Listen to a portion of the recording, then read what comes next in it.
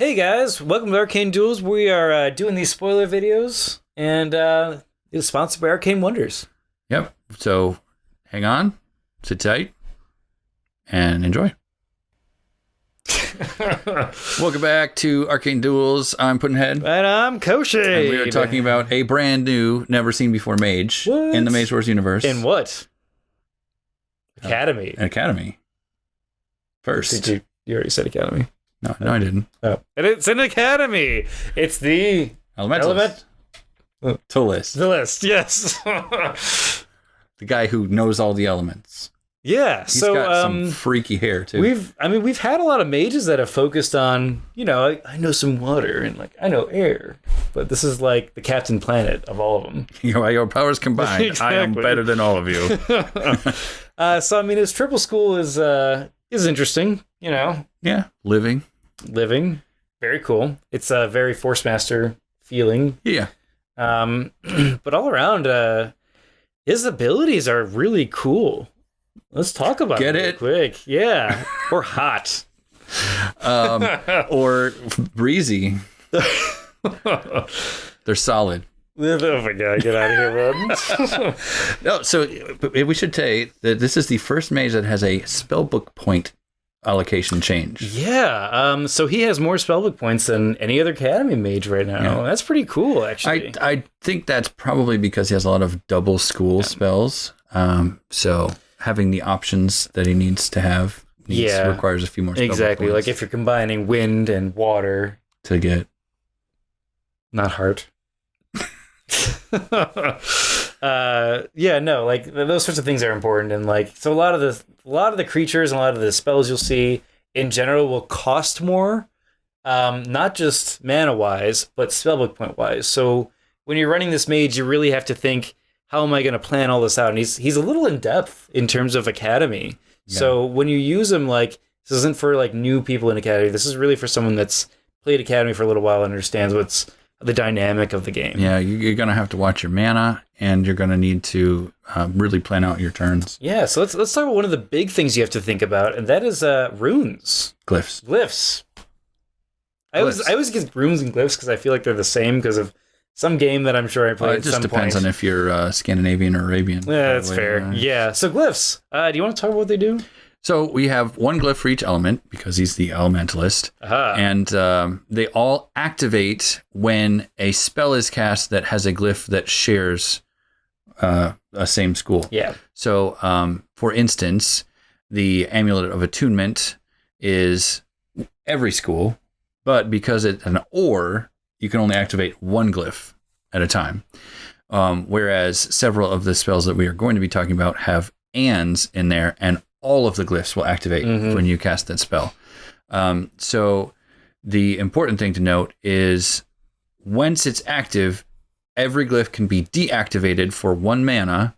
Yep, that's a big one. To gain an effect. Yep. So you do have to spend mana to use the power of the glyph, but you don't have to spend a mana, and you have to spend mana to activate them, I guess, but you're getting other things out of it. And that's really important when we're talking about how you position your mana there, because those effects will win you or lose you games depending on if you plan it correctly. They're really good effects. Yeah. And +4 to the effect die on a creature roll. Yeah, let's talk about that's the air.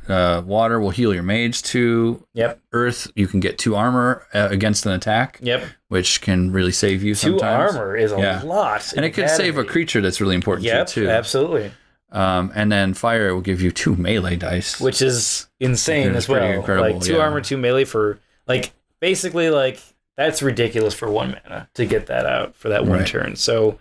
they're mini incantations that are basically free actions because it's you a power use strike, another action. Right. Exactly. For 1 mana. So super good abilities there. I guess let's talk about the Amulet of Attunement. You were talking about that earlier. Right. Amulet of Attunement. So for instance, the other card we're going to talk about today is Acid Ooze. So if you were to cast an Acid Ooze from and you had the Amulet of Attunement on, you would automatically activate your water glyph, but then you could get 2 mana back by deactivating that glyph that the ooze just activated, and basically make it so that the ooze only cost you 6. Yeah. It kind of has the same idea of crumble and restore, Remove curse. Yeah. And where you get some mana back after doing something. Yeah, you have to have the initial, but then you can get it back, which is really nice. So, one of my favorite openers with the Elementalist right now is Amulet of Attunement. Activate whatever glyph you want, and then deactivate it right away in order to cast the mana shard. It's actually pretty neat how that works. So, I mean, so there's all sorts of like combos you can do and figure out which ones you want to activate. So I guess why don't we talk about Corrode actually in non-living, because that's new to Academy. We won't spend too much time on Corrode. Non-living debuted in Force Master Academy. That's right, it did. Yeah. So basically, there's certain buffs that won't affect them. Mm-hmm. There's certain conditions that won't affect them, and the Elementalist particularly needs his creatures to be non-living in order to get basic spellbook points. For their cost. And then the Acid in particular has a quick attack, which other oozes that we've seen don't have quick attacks. Yeah, so it suddenly means he can guard decently well. Yep, and you can corrode the things that attack him. That's pretty sweet. And he's also resilient. So that's an arena term, but if you only play Academy, basically it's crits only hit you. Only crits hit you. So that's so he has 0 armor, but he kind of has infinite. Yeah, there could be basically a sideways 8 there. Because no matter what piercing you have, it won't go through his ability to resist non-critical damage.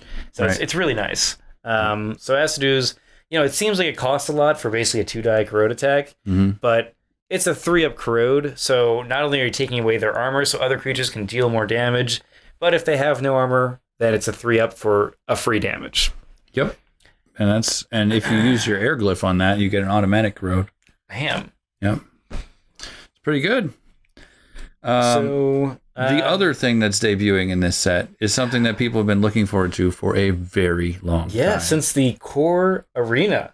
Yep. At that long. So that's a long time ago. 6 years ago. It is Frost.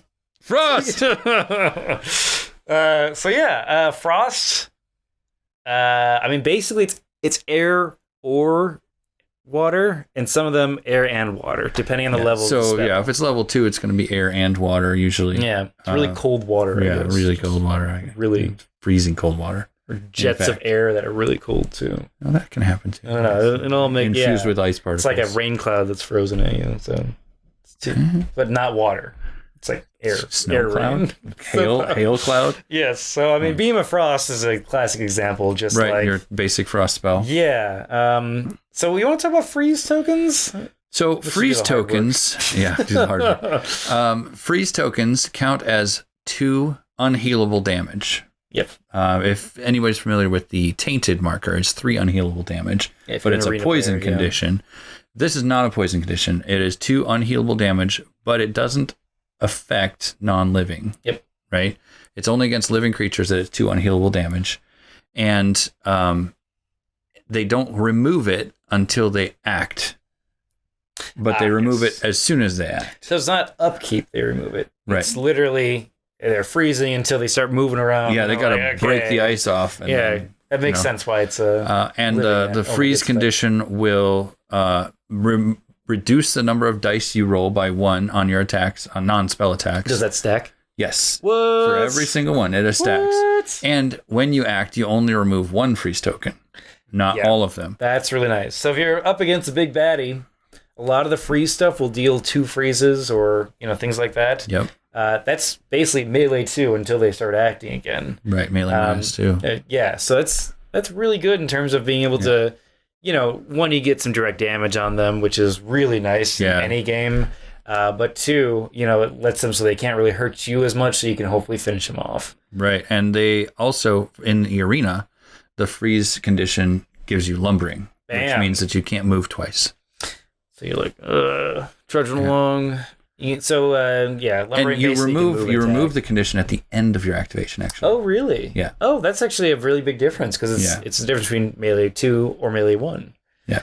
That's freeze, which I'm actually really excited to see how freeze starts affecting both games, to be honest. Yeah, and there are also creatures made out of ice, like the ice golem. We have golems. So this is an example of an air and a water. Yep, exactly. So you'd activate 2 glyphs with your Elementalist when you cast it. Any that were not already activated. Assuming they weren't, yeah. Right. So if you had previously activated the water glyph with your Beam of Frost, you could deactivate it with the amulet to get 2 mana, and then you could play this and reactivate it. So I'm looking at this card here, and I'm seeing that, it has 13 life for 8 mana, and a 3-die attack with 3 up freeze. It's pretty good. Holy cow, that's really good. It's just 1 freeze, right? Okay. For just 1 freeze. So, why does he have so much life? Because he's made out of ice, and he melts. He melts. Yeah, apparently the arena's a really hot place. Kind of like this room. It just shows up. Oh, man. Yeah, So every upkeep, he's going to take 2 direct damage because he has melting 2. And so eventually the ice golem will destroy itself, but it will take 7 turns to do that. So in the meantime, he's just hitting you, and he has no armor, so he can still take a ton of damage to reduce that.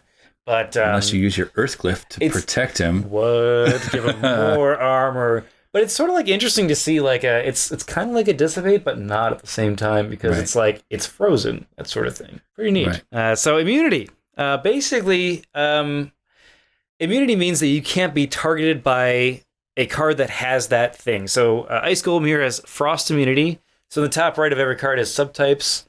Frost wouldn't be able to target him. So, for instance, Beam of Frost. You couldn't hit him with the Beam of Frost. Other Ice Golems would walk up and be like, we're both ice. Let's shake hands, but let's not hit each other. That sort of thing, because they're both freezing each other and stuff like that. Psychic immunity, same thing. So, one of the classic psychic spells in Academy is Mind Seize. Yep. Right? That would be an illegal target for a golem. Because he has no mind. He's a golem. Yep. So walk on. So that's basically what immunity is. So this guy is chock full of a whole bunch of new stuff, and I'm really excited to see, how people use him in both games. I forgot to mention about freeze conditions, though. If you ever have freezes and burns on the same target, you have to remove one of each until only one type is left. We didn't talk about deep freeze. Well, deep freeze is next. Bam. Okay. So you have this melting object, and you don't want it to melt anymore. So you make it really cold, like Sub-Zero. Yeah. Or you have something that you want really cold that's warm-blooded or something like that.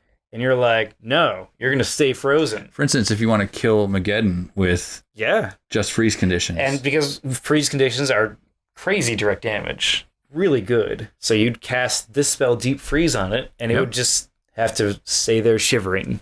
Until it was dispelled. This art, man. But yeah, that guy's really cold. Let's move on. It's actually a really cool spell. Obviously doesn't work on mages, because that would be crazy. So we have more conjurations in Academy. These actually will do damage during the ice spikes will do damage during another creature's activation, and Volcano will blow up after a couple rounds. Yeah, so basically with ice spikes, you probably want to use it with ice creatures, because then they won't take damage. Right. Your mage still will when he activates, but that's fine. It's just the normal action. It's not your quick cast, just so you know. And with Volcano, it's sort of like a time bomb in a lot of ways. Yeah. I like Telekinetic Bomb better, but Yeah, it's because if you destroy it, it goes off. Yeah. This one, if the dissipates get removed, but still 2 armor, 6 life is actually pretty good for a zone attack. You could Volcano and then Siphon Energy. Oh. And then it would blow up the next turn. Yeah, and if you're dealing with those pesky swarms, Yeah.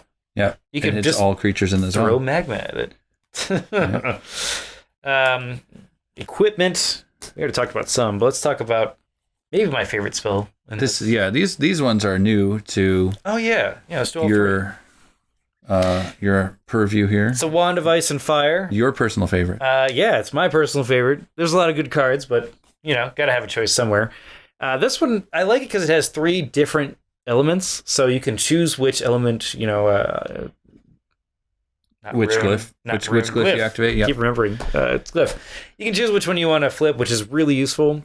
But the fact that you can stack the freeze or the burns makes it super powerful. Stacking burns can get dangerous. It's a utility knife. Yeah. For a mage.